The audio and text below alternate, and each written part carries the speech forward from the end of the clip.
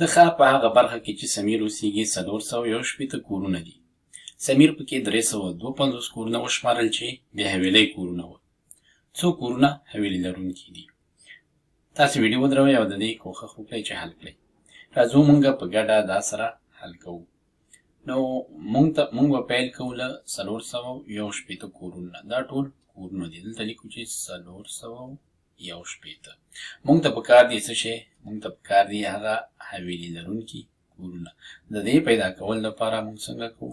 دې پیدا کول لپاره مونږ راځو 461 نه دا کورونه منفي کوو. لیکو چې منفي 352 دا مساوي کیږي له 100 سره. ښه د دې د حل لپاره مونږ سره ډېرې طریقې دي لکه مخکې ویډیوګانو کې چې مونږ کار کړي دي. دلته راځو مونږ کولی شو چې دغه عدد په جلا جلا طبقو کې ولیکو. مونږ لیکو چې 461 منفي دا مونږ په بیلو رنګونو لیکو منفي 300 او بیا منفي 50 او بیا منفي 2. نو اوس مونږ راځو لیکو چې دلته 400 دي دلته 300 دي دا به مونږ سره پاتې شي 161. دې نه چې مونږ 50 کم کړو دلته 160 نه چې 50 کم شي مونږ سره پاتې کېږي 11 او سل 111. یا په بل عبارت دلته لسیزو کې شپږ دي دلته 15 دي. شپږونه چې 15 کم شي یو پاتې کېږي نو سل بیا 11 بیا یو ټول به شي 111.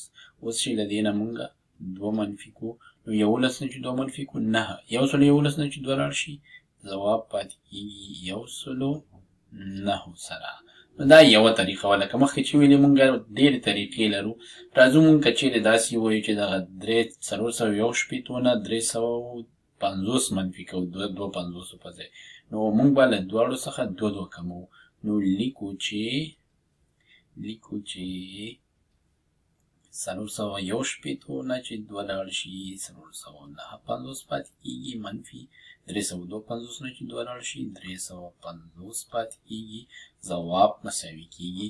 دلته مونږ سره 400 دي سلیزو کې دلته سلیزو کې 3 دي 4 نه چې 3 لاړ شي 1 دلته مونږ سره تیار شته دی ځواب 950 نه چې 50 لاړ شي ځواب پاتې کېږي 9. دا زموږ ځواب شو. نو اخري خبره همدا ده چې طریقه د عملیه د منفي ده او طریقې مونږ سره ډېرې دي. مونږ چې کومې نه وغواړو کار اخیستلی شو.